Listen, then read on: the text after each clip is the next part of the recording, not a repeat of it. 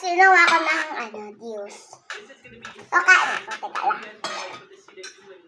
If you guys like this world, then there you go. Okay. So it's gonna be awesome. Without the E. 1, 2, 3, 50, 3.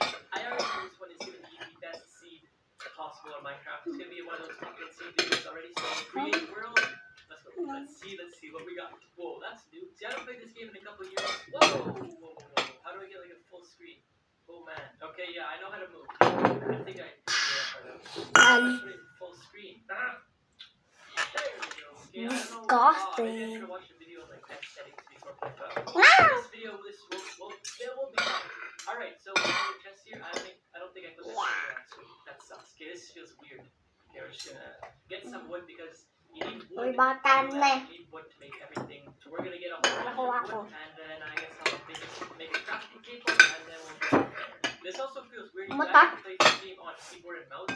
I always played on controller on my Xbox, so it's just weird moving around, but I'll get used to it. I know I can play with the controller, but I'd rather learn keyboard and mouse because I feel like it's better in the long run. Pag-boss, okay. Very good yan.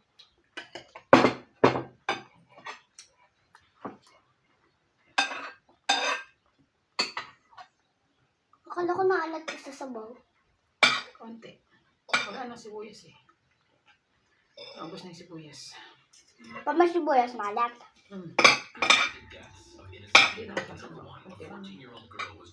Ubus na sibuyas. Hi everyone, teka lang huwag niyo ako agalitan huwag niyo ako salita. Ha?